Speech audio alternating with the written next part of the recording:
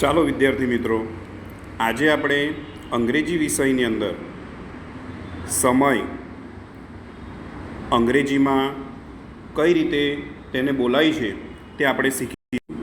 તો અહીં આગળ 3 કાંટા આપેલા છે, જેને સેકન્ડ કાંટો, તો અંગ્રેજીમાં એને સેકન્ડ હેન્ડ કહેવામાં આવે છે. શું કહેવામાં આવે છે? Second hand. ત્યારબાદ છે અવર હેન્ડ. અવર હેન્ડ એટલે કલાક કાંટો. ત્યારબાદ છે મિનિટ હેન્ડ. મિનિટ કાંટો છે, બરાબર. હવે આપણે જોઈએ કે અવર હેન્ડ જે કલાક કાંટો જે છે તે 2 ઉપર છે અને મિનિટ કાંટો છે તે 12 ઉપર છે. આ મિનિટ કાંટો છે, તો કેટલા વાગ્યા કહેવાય? તો આપણે બોલીશું it's 2 o'clock. What time is it? It's 2 o'clock. હવે એ જ રીતે આપણે કલાક કાંટો જે છે તે 5 ઉપર મૂકી દઈએ, બરાબર. અને મિનિટ કાંટો જે છે તે અત્યારે 12 ઉપર છે, તો કેટલા વાગ્યા કહેવાશે? ઇટ્સ 5 o'clock, બરાબર છે. એ જ રીતે હવે કલાક કાંટો 6 ઉપર હોય તો શું કહીશું? It's 6 o'clock. ત્યારબાદ હવે કલાક કાંટો છે 9 ઉપર, તો આપણે શું કહીશું?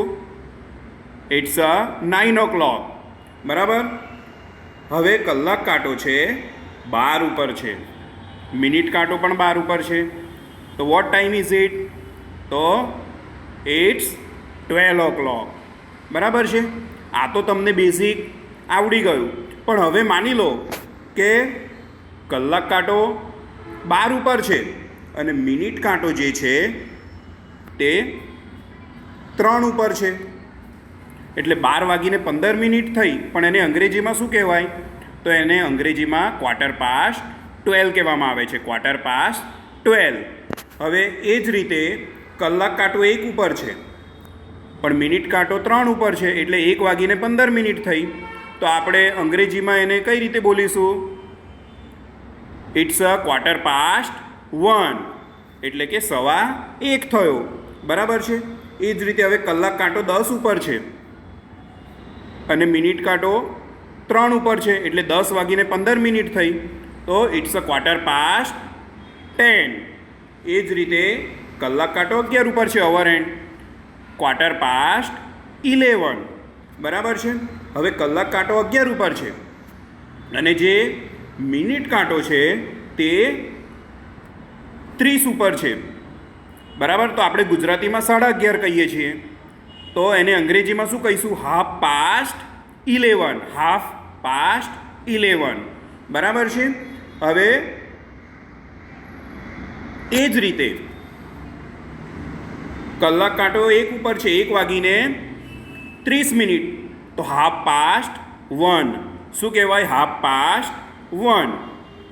એ જ રીતે હવે કલાક કાંટો 2 ઉપર છે, 2:30 થઈ, તો 1:30. 1:30.